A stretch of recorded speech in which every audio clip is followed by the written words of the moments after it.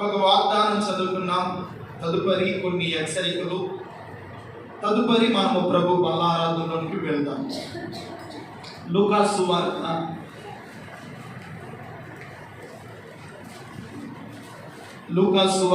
8వ అధ్యాయము 29వ వాక్యాన్ని చదువుకున్నాం. ఏలయనగా ఆయన ఆ మనుషుని విడిచి మా ఎన్నో వచ్చిన చదువుతున్నాం 49వ వచ్చిన ఆయన ఇంకనో మాట్లాడుచుండగా సమాజ మందిరపు అధికారి ఇంటి నుండి ఒకడు వచ్చి, నీ కుమార్తె చనిపోయినది, బోధకుని శ్రమ పెట్టవద్దని అతనితో చెప్పెను. యేసు ఆ మాట విని, భయపడవద్దు, నమ్మిక మాత్రమే ఉంచుము. హల్లెలూయా. ఏమంటున్నాడు? భయపడవద్దు, నమ్మిక మాత్రమే ఉంచుము. ఈరోజున దేవుడు ఈ మార్చి నెల దేవుడు మనకి ఇచ్చినటువంటి వాగ్దానం ఏమిటంటే, భయపడకుము, నమ్మిక మాత్రమే ఉంచుము. దేవుని స్తోత్రం చెప్పండి. హల్లెలూయా. భయపడవద్దు. ఎవరి మీద నమ్మిక ఉంచాలి? దేవుని మీద. ఆయన మీద నమ్మిక ఉంచితే నువ్వు దేనికి భయపడనక్కర్లేదు. హల్లెలూయా.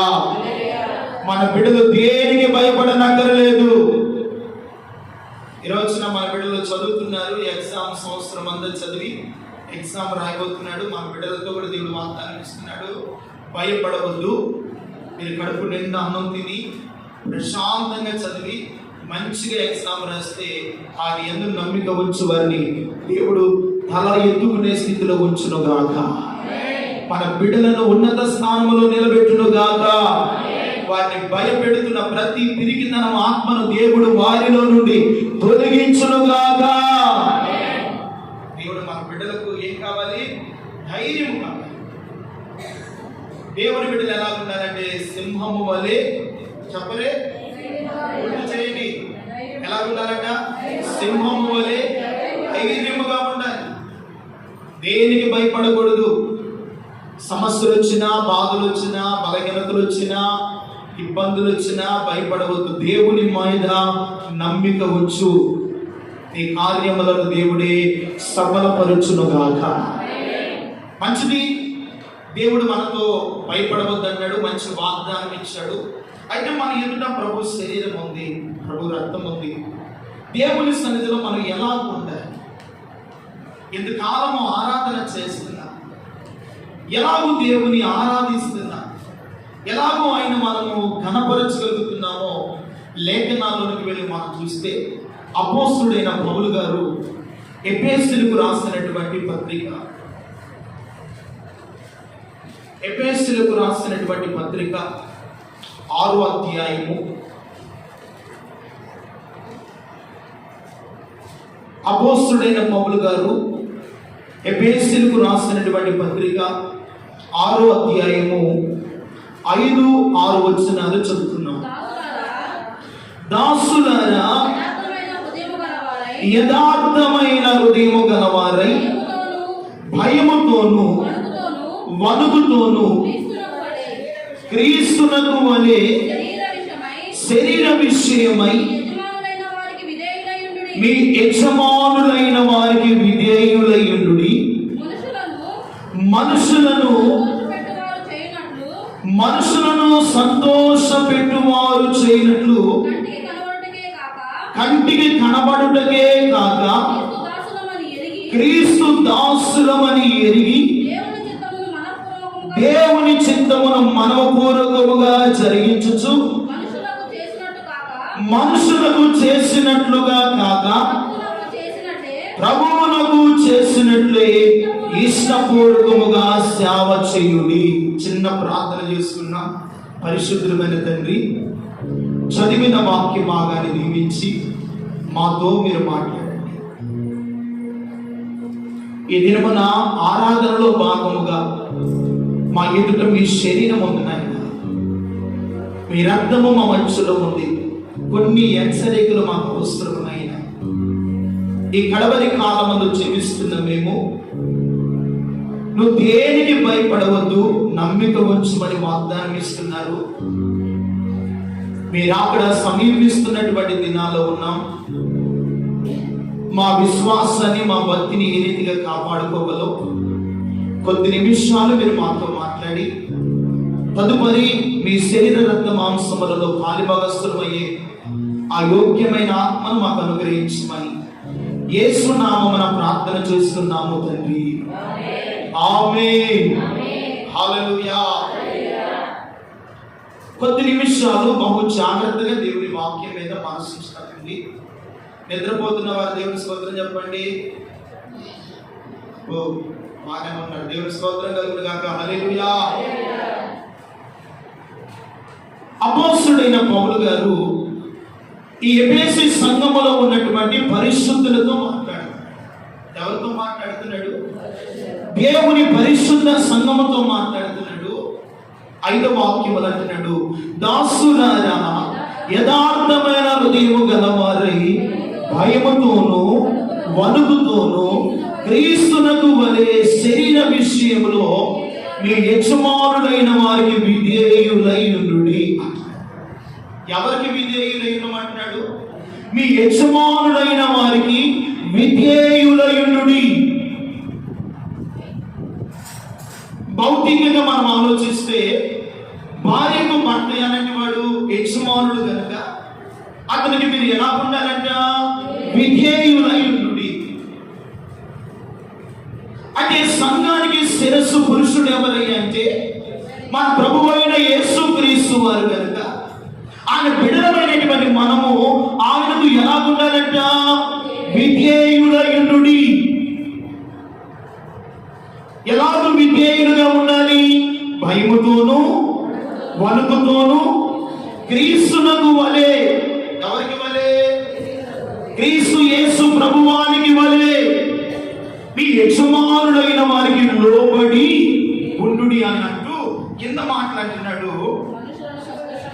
మనుషులను సంతోషపెట్టువారు చేసినట్లు కంటికి కనబడవలననే కాక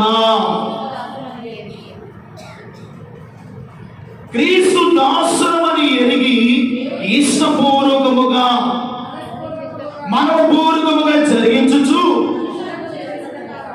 మనుషులకు చేసినట్లుగా కాక ప్రభువునకు చేసినట్లుగా ఇష్టపూర్వకముగా సేవ చేయాలి. సేవ అనగా చాలా పర్యాయ పదార్థాలు. సేవ అనగా ఆయన సేవించడం, ఆయన పని చేయడం, ఇష్టపూర్వకముగా దేవుని ఎలాగ చేయాలంట? సేవ చేయుడి. దేవుని పని బలవంతముగా చేసేది కాదు. నీవు దేవుని సన్నిధికి వస్తున్నావు కదా, నీ భక్తి బలవంతముగా చేసేది కాదు. ఒకడు బలవంతముగా భక్తి చేయమంటే ఎవరు చేయలేరు. యేసు ప్రభు వారు కూడా బలవంతంగా మన మెడ మీద చేతుంచి నీవు నన్నే నమ్ముకోవాలని ప్రభు బలవంతం చేశాడండి? లేదే. ఎవరైతే యేసుక్రీస్తు ప్రభువాన్ని రక్షకుడుగా అంగీకరించి మారు మనసు పొందుకొని దేవునికి హృదయంలో స్థానం ఇచ్చారో అటు వారిని దేవుడు ఆహ్వానించడానికి, వారిలో నివసించడానికి పరిశుద్ధాత్ముడు కూడా ఇష్టపడుతూ ఉన్నాడు. దేవుడికి స్తోత్రం చెప్పండి. హల్లెలూయా. ఇక్కడ రాయబడినటువంటి మాటలు మనుషులను సంతోషపెట్టువారై ఉండగా. ఈ రోజున చాలా క్రైస్తవ కుటుంబాలు మనుషులను సంతోషపెట్టినట్లుగా భక్తి చేస్తారు. మనుషులు మెచ్చుకున్నట్లుగా భక్తి చేస్తామన్నారు. ఇక మనుషుల కంటికి కనబడినట్లుగా ఏం చేస్తున్నారు? భక్తి చేస్తా ఉన్నారు. అపోస్తలుడైన పౌలు ఆ సంఘమును హెచ్చరిస్తూ ఉన్నాడు. నేటి కడవరి కాలమందు జీవిస్తున్న మనతో ఈ దినమున పరిశుద్ధాత్మ దేవుడు మాట్లాడుతున్నాడు. మనుషులను సంతోషపెట్టు కంటికి కనబడుటకే కాక మనమందరం ఎవరము? క్రీస్తు దాసులము. క్రీస్తు దాసులము. మనం ఎవరమంట? క్రీస్తుకు దాసులము.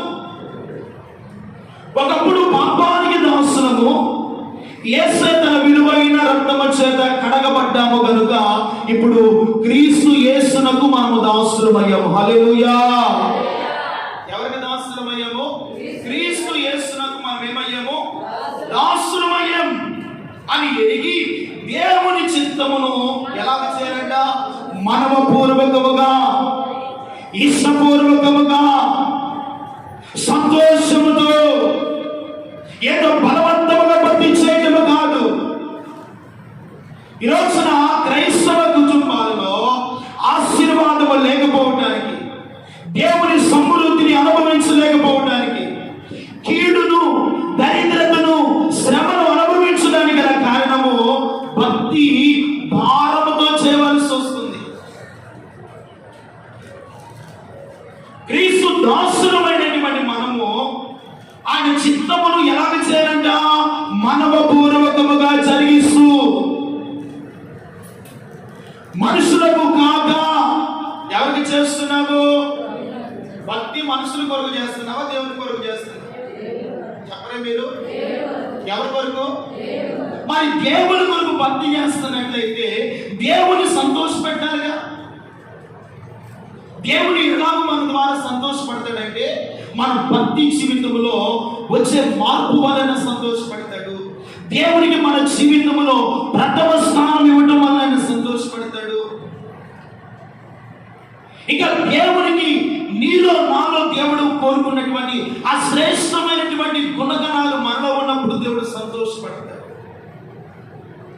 ఈరోజు నా కంటికి కనబడినట్లుగా భక్తి చేస్తున్నాడు. అందుకనే మత్తయి సువార్తలో అంటాడు, మీరు ప్రార్థన చేయనప్పుడు మనుషులకు కనబడవలెననే కాక రహస్యమందు చూచుచున్న నీ తండ్రికి. ఎవరికంట?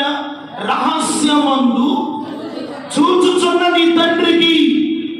మన దేవుడు ఎక్కడున్నాడు? రహస్యమందున్నాడు. ఆయనకు కనబడాలి మన భక్తి, ఆయనకు కనబడాలి నీ విశ్వాసము. మనుషులకు కంటికి కనబడనక్కర్లేదు. కొంతమంది మనుషులకు కనబడవాలని దీర్ఘ ప్రార్థన చేస్తామంటారు, మనుషులు మెచ్చుకున్నట్లుగా భక్తి చేస్తామంటారు. అది దేవునికి ఇష్టమైన భక్తి కానే కాదు. అది మనుషుల మెప్పు కొరకు చేస్తున్నారు కానీ దేవుని నామ మహిమ కొరకు చేస్తున్నామా? దేవుని నామ ఘనత కొరకు ఆయన సంతోష పెట్టగలుగుతున్నామా? పౌలు గారు సంఘాన్ని హెచ్చరిస్తున్నారు, మీరు ఏది చేసినా మనుషులకు కాక ఎవరికి చేయాలి? దేవునికి చేయండి. ఇష్టపూర్వకమైన సేవ, ఇష్టపూర్వకమైన భక్తి, ఇష్టపూర్వకమైన దేవునికి విప్పైన సువాసన కలిగినటువంటి భక్తిని మనం చేయాలి. అందుకనే మనుషులకు కనబడవాలని ప్రార్థన చేయకూడదు. ఒక మనిషి నిన్ను బలవంతం పెడితేనే భక్తి చేయడం అది సరి అయిన భక్తి కానే కాదు. ఈరోజున క్రైస్తవ కుటుంబాలు ఎలాగ తయారయ్యాయి అంటే ప్రార్థనా గుడికి అని చెప్తుంటే ప్రియమైన వాళ్ళరా, ఈరోజు క్రమ గుడి కదా, మందిరానికి వెళ్ళకపోతే ఏమైతుంది? ఆదివారం పూట వెళ్ళి దేవుడికి ఒక సన్నిధిలో కనబడి ఏదో కనబడవలసిన మాస్టర్ గారికో మరొకరికో కనబడి వస్తే సరిపోతుందిలే, ఇంతటితో నా భక్తి చాలు చాలు. ఎవరికి కనబడే భక్తి చేస్తున్నావు? దేవుని కనబడే భక్తి చేస్తున్నామా? దేవుని కనబడే సేవ చేస్తున్నామా? దేవునికి కనబడే లక్షణాలు మనలో ఉన్నాయా? దేవుడు మనలో ఇష్టపడే గుణగణాలు కలిగి మనం జీవించగలుగుతున్నామా? కాబట్టి దేవుని బిడ్డలారా, మన జీవితాల్లో ఇదిగో మనుషులకు కనబడవలనని కాక దేవుని సేవ అయినా, దేవునికి చేసే భక్తి అయినా, ఇదిగో ఆయన చిత్తము ఎరిగి మనవపూర్వకంగా మీరు భక్తి చేయగలిగితే, మనవపూర్వకంగా మీ జీవితాలు దేవునికి అప్పగించగలిగితే,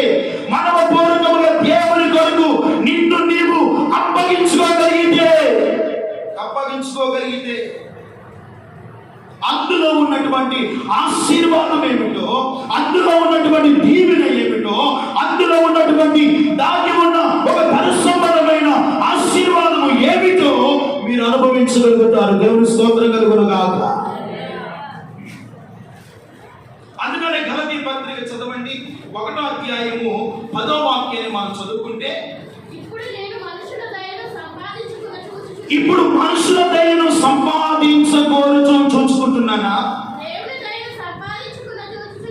లేకపోతే దేవుని దయను సంపాదింపకోరు చూసుకుంటున్నానా? నేను మనుషులను సంతోష పెట్టుకోరు వాడునైతే,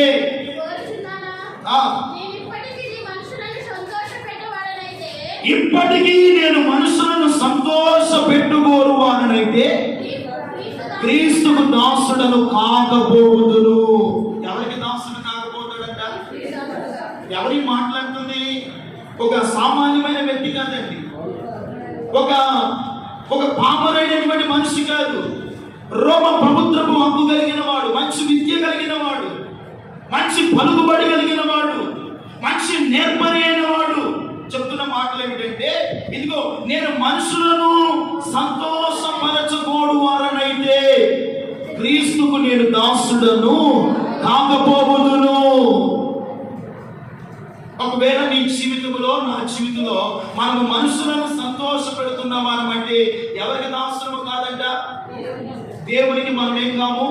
దాసులము కాదు. దేవునికి ఇష్టమైన బిడ్డలము కాము.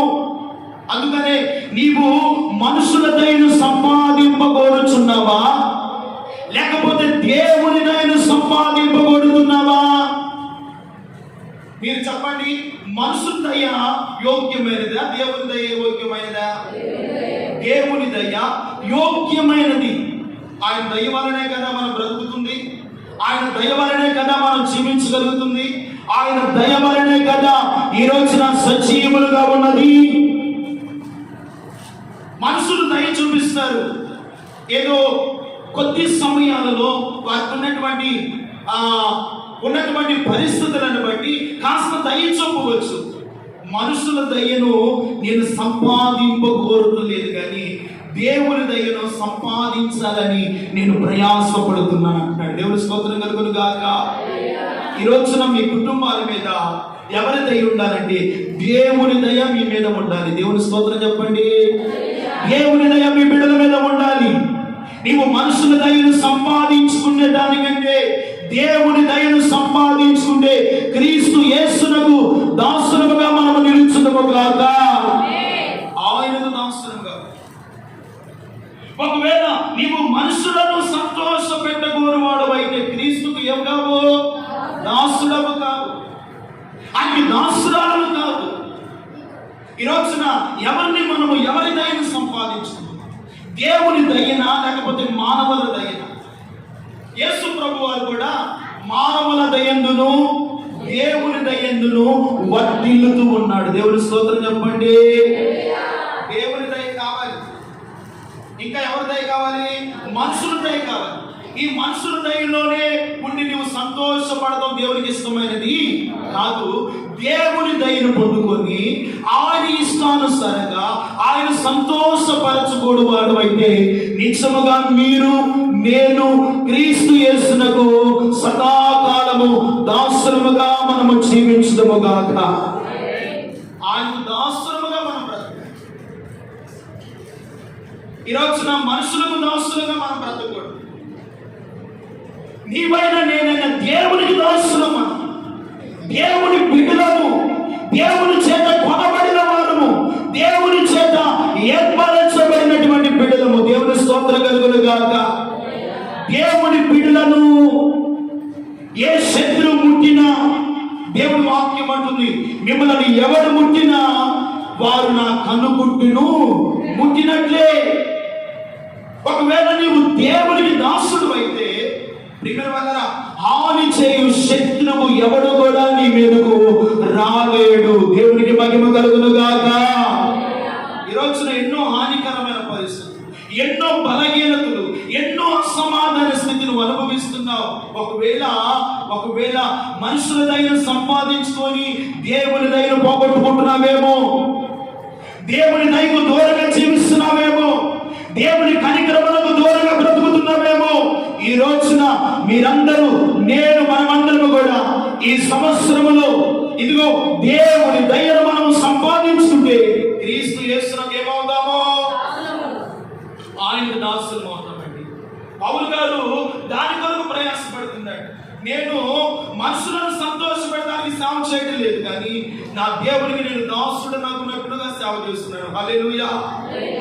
ఆయన సంతోషపెట్టే పరిచర్య నేను చేస్తున్నాను. అందుకనే పౌలు గారు ప్రియమైన వాళ్ళ 14 సంఘాలు కట్టగలిగాడు. దేవుని కొరకు ఒక ఉన్నతమైన ప్రేమను, సామ్రాజ్యాన్ని నిర్మించాడు. దేవుని కొరకు ఒక శ్రేష్టమైన అర్థసాక్షిగా పౌలు గారు మార్చబడ్డారు. దేవుని స్తోత్రం చెప్పండి. మన జీవితాల్లో కూడా ఈ లోకములో బ్రతికినంత కాలము, ఈ లోకములో జీవించినంత కాలము దేవుని దయలో మనం నింపబడాలి. దేవుని దయ చేత మనం నడిపించబడాలి. ఇంకొక మాట అంటాడు చూడండి, చూడండి పరిశుద్ధ గ్రంథమైన బైబిల్లో నుండి లూకా సువార్త 10వ అధ్యాయము 15వ వాక్యములు అంటాడు,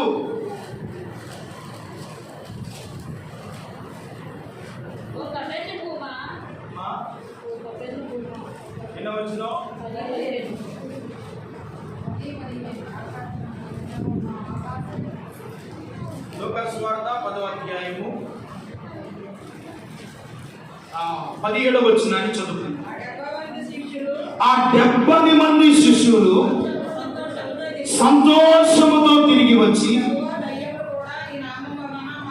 ప్రభువా, దయ్యములు కూడా నీ నామము వలన మాకు లోబడుచున్నవని చెప్పగా, ఆయన సాతాను మెరుపు వలె ఆకాశము నుండి పడుట చూచి తిరిగి, ఇదిగో పాములను, తేళ్లను త్రొక్కుటకును శత్రు బలమంతటిపై మీకు నేను అధికారం అనుగ్రహించెను,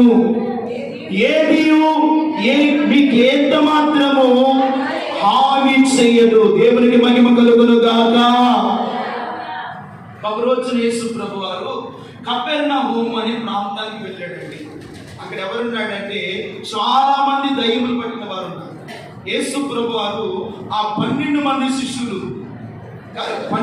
శిష్యులను, వారితో ఉన్నటువంటి మిగతా 70 మంది శిష్యులు అక్కడ వారు ఏం చేస్తున్నారంటే ప్రభు నామములో దయ్యములను ఏం చేస్తున్నారు, వెళ్ళగొడుతూ ఉన్నారు.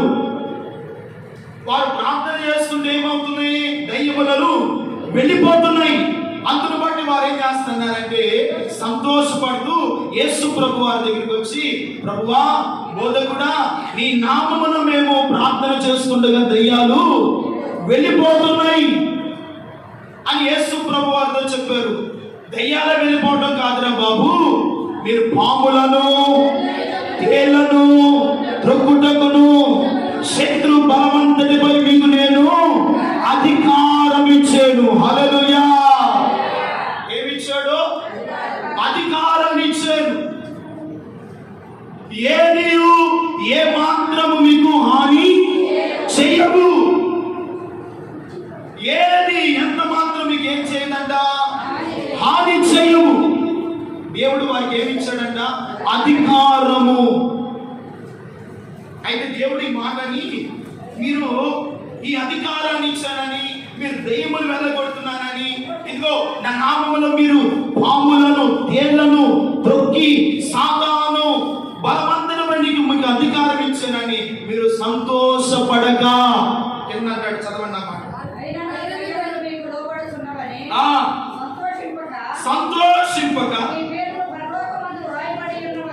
మీ పేర్లు పరలోకమందు రాయబడి ఉన్నవని. ఇప్పుడు పట్టండి చప్పట్లు, దేవునికి మహిమ కలుగును గాక. ఏమంటున్నాడు? మీ పేర్లు పరలోకమందు రాయబడి ఉన్నాయని. యేసు ప్రభువారు ఏ మాట చెప్పిన ఆ మాటలో ఒక చక్కని పరమాత్మ ఉంది, ఒక మర్మముతో కూడినటువంటి మాటలు యేసు ప్రభువారు. మీరు దయ్యములు వెళ్ళగొడుతున్నారని, మీరు పాములను, నాగుపాములను త్రొక్కుతున్నారని, వాటి బలము, వాటన్నిటి నీకు బలం ఇచ్చారని మీరు సంతోషపడవద్దు. మీ పేర్లు పరలోకమందున్నట్లుగా సంతోషపడండి. దేవుని స్తోత్రం కలుగునుగాక. మన పేర్లు ఎక్కడ ఉన్నట్లుగా? పరలోకమందున్నట్లుగా. కొంతమంది అంటారు, నేను ప్రార్థన చేస్తేనా, నేను కానీ ప్రార్థన చేస్తే సాతానుడు వెళ్ళిపోవాల్సిందే, నేను ప్రార్థన చేస్తే అద్భుతాలు జరగవలసిందే, నేను ప్రార్థన చేస్తే ఇదో ఎంత బలమైన శత్రువైనా పారిపోవాల్సిందే. దాన్ని బట్టి కొంతమంది ఆనందిస్తూ అతిశయిస్తామంటారు. దేవుడు అంటున్నాడు, మీరు వాటిని బట్టి సంతోషపడటం కాదు నాయనా, ఇదిగో మీ పేర్లు పరలోకమందు రాయబడినవని. ఎక్కడ రాయబడాలి మన పేర్లు? మన పేర్లు పరలోకములో జీవ గ్రంథములో రాయబడినట్లుగా మీరు సంతోషపరచండి. ఎప్పుడు పరలోకమందు మన పేర్లు రాయబడతాయి అంటే, మనుషులను సంతోషపెట్టు వారమై ఉండగా దేవుని సంతోషపరచు వారమై ఉన్నప్పుడు, ఇదిగో దేవుని సంతోషపెట్టే భక్తి చేస్తున్నప్పుడు, దేవుని సంతోషపెట్టే ప్రార్థన చేస్తున్నప్పుడు, దేవుని సంతోషపెట్టే సేవ చేస్తున్నప్పుడు మన పేర్లు జీవ గ్రంథమందు లెక్కించబడతాయి. హల్లెలూయా. ఎక్కడంటండి? జీవ గ్రంథమందు మన పేర్లు జీవ గ్రంథమందు రాయబడినట్లుగా సంతోషపడ్డాయి. అందుకనే మనుషుల దయ కంటే దేవుని దయ మంచిది. హల్లెలూయా. మనుషులు ప్రేమగా ఉంటే ప్రేమగా ఉంటారు. ఏదైనా చిన్న తేడా వచ్చినప్పుడు నీ మొహం నాకు చెప్పలే, మీరు నీ మొహం నాకు ఎడగా పెడగా ఉంటారు. ఇది మానవుని యొక్క స్వభావము. దేవుని స్వభావము పాపి అయిన మనిషి మీద దయ చూపించేది నా యేసయ్య ప్రేమ. హల్లెలూయా. పాపి అయిన మనిషి మీద ఏం చూపించింది? దయ చూపించింది కనుకనే. పాపి అయిన మనిషిని వెదకి రక్షించింది కనుకనే వాడి జీవితము, వాడి ఆత్మ పాతాళమునకు చేరకుండా ప్రభువు రక్షించాడు. హల్లెలూయా. మన ఆత్మను అదే దేవుడు మన మీద ప్రేమ చూపించకపోతే, మన మీద దయ చూపించకపోతే ఈ రోజున ఈ స్థలంలో కూర్చునే వారమేనా? ఈ రోజున వాక్యాన్ని వినే వారమేనా? ఈ రోజున ఆయన సన్నిధిలో జీవించే వారమేనా? ఇదిగో ఈ రోజున యేసయ్య దయ, యేసయ్య కృప, యేసయ్య అభిషేకము, యేసయ్య ప్రణాళిక నీ మీద నా మీద ఉండగలుగునే మనందరినీ తీసుకుని వచ్చి సార్వత్రిక సంఘముగా దేవుని రక్తము చేత కొనబడినటువంటి ఈ సంఘములో దేవుడు మనను ఉంచాడు. దేవునికి మహిమ కలుగును గాక. ఆయన దయను బట్టే ఈ స్థలము. ఆయన దయ కానీ మనం లేకపోతే ఆయన స్థలములో ఉండలేదు. ఆయనలో మనము జీవించలేం, ఆయనలో మమేకమై బ్రతకలేం. అందుకని పౌలు గారు అంటున్నాడు, నేను మీకు అధికారం ఇచ్చాను కానీ మీరు ఆ అధికారాన్ని బట్టి, ఆ యొక్క జీవితాన్ని బట్టి సంతోషపడక పరలోకమందు మీ పేర్లు రాయబడి ఉండే అని మీరు ఏం చేయాలంట? సంతోషపడాలి. అందుకనే పౌలు గారు తిమోతితో అంటున్నాడు ఒక మాట. 2వ తిమోతి పత్రిక 2వ అధ్యాయం. 2వ తిమోతి పత్రిక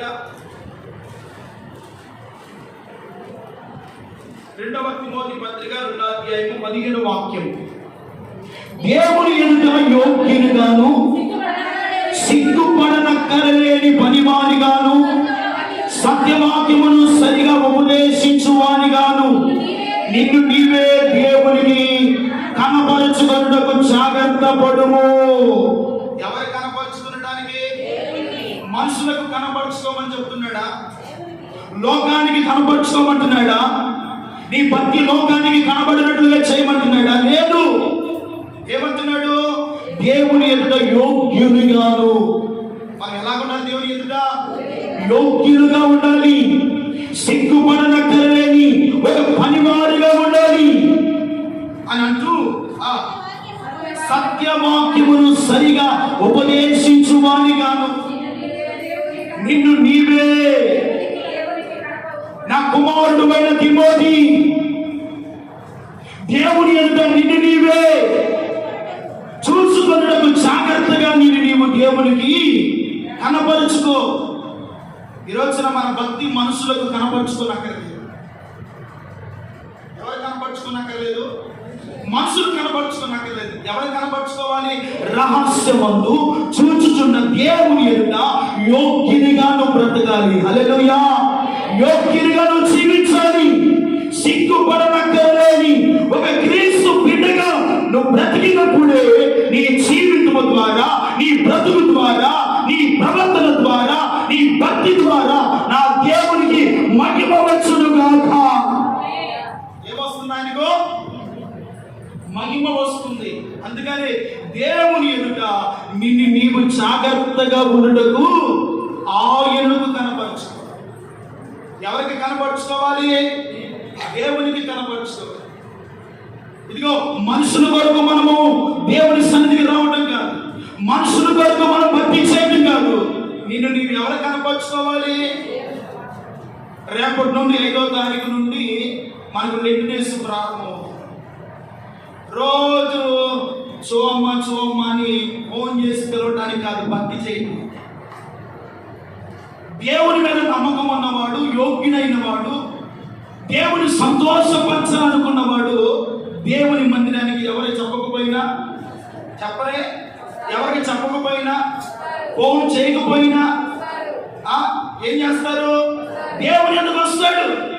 ఎందుకంటే మనుషులకు కనపరచుకోవడం కాదు, నన్ను నేను, నా భక్తిని నా దేవుని కొరకు నేను కనపరచుకోవాలి. హల్లెలూయా. ఆయన కనపరచుకోవాలి. నిన్ను పరలోకాన్ని తీసుకొని వెళ్ళేది మనుషుడా దేవుడా? ఎవరు తీసుకొని వెళ్తాడు?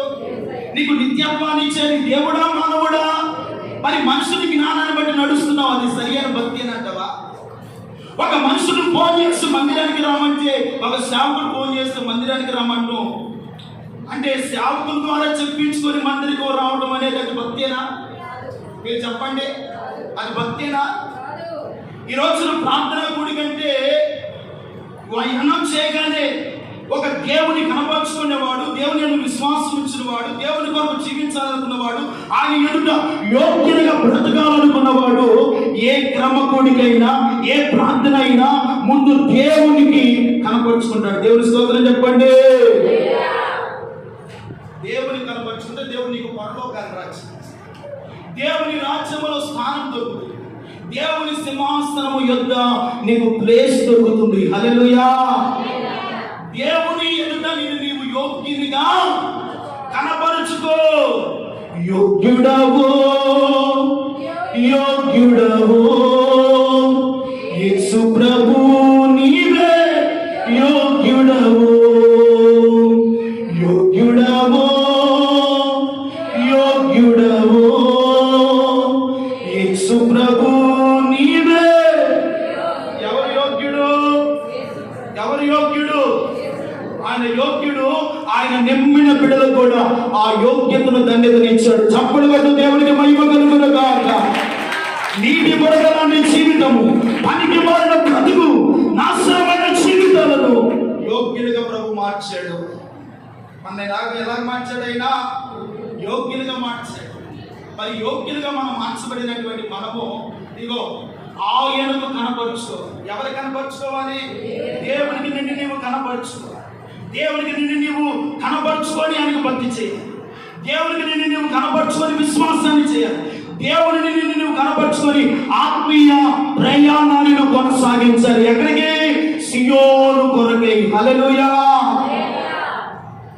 దేవుని కనపరుచుకోవాలి. ఈ రోజున భక్తి ఎలాగ తయారైందంటే, నన్ను నేను దేవునికి ఎలాగ కనపరుచుకుంటున్నానా, నన్ను నేను ఎలాగ భక్తి చేస్తున్నానని చూడకుండా ఎదుటి వారిని చూస్తామంట. ఎదుటి వారి లోపములు, ఎదుటి వారి బలహీనతలు, ఎదుటి వారి యొక్క జీవితంలో ఉన్నటువంటి లోపాలు, బలహీనతలు చూసినంత మాత్రాన నీ భక్తి ద్వారా దేవుడు ఆనంద అలానే వారి భక్తి గురించి నిన్ను అడుగుతాడా? నా భక్తి ఏమిటో నన్ను దేవుడు అడుగుతాడు, కానీ మిమ్మల్ని గురించి నన్ను అడగడు. కనుక ఆయన బలంలో చేస్తున్నటువంటి మనము, యేసయ్య శరీరంలోకి వస్తున్న మనము, యేసయ్యలో జీవిస్తున్నటువంటి మనము ఆయన ఎదుట యోగ్యునిగాను, సిగ్గుపడనక్కలేని పనివారముగాను, ఆయన యొక్క నామాన్ని ప్రకటించేవారముగాను, ఆయన ఎదుట నిన్ను నీవే నాకు నేను అన్నాడా? నిన్ను నీవే ఎవరు మట్టుకు వాళ్ళు ఆయన ఎదుట ఎలాగంట యోగ్యునిగా కనపరుచుకోవాలి. యోగ్యులుగా కనపరచాలంటే మన వల్ల అయిందండి?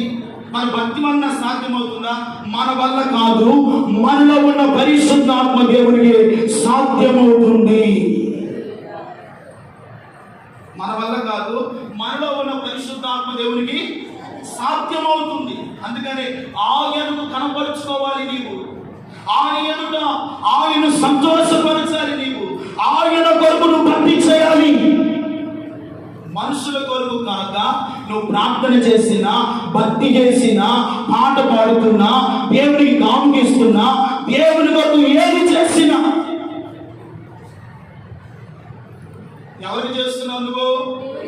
నాకు కాదు. ఎవరికి చేస్తున్నావు? దేవునికి. దేవుడు నీకు జీతం ఇస్తాడు. ఆయన నిన్ను ఆశీర్వదిస్తాడు. ఆయన నీకు కావాల్సిన ఇచ్చాడు. నేనైతే ఇవ్వలేను మీకు కావాల్సింది. నేనైతే మానవుని కనుక నేనైతే మీకు ఇవ్వలేను. నా దేవుడు మాత్రమే మీకు కావాల్సినవి ఇవ్వగలిగిన వాడు, నీ బిడ్డలకు ఇవ్వగలిగిన వాడు, నీ ఇంటి వారికి ఇవ్వగలిగిన వాడు. ఆయన ఏదైనా చేయడానికి ఆయన శక్తి సామర్థ్యతను కలిగినటువంటి మహాదేవుడు. ఆయన ఏదైనా చేస్తాడు. నా వల్ల కాదండి, నా వల్ల కాదు. దేవుని వలన సమస్తము మనకు సాధ్యమవుతుంది. అందుకని మనుషులను సంతోష పెట్టుకోరు వారినైతే నేను క్రీస్తుకు దాసుడను కాకపోతాను. ఈరోజున భక్తిలో మీరు మార్పు చేర్చుకోవాలి. మనుషులను సంతోష పెట్టాలని, మనుషులు మెచ్చుకోవాలని, మనుషులకు కనపరుచుకోవాలని కాదు.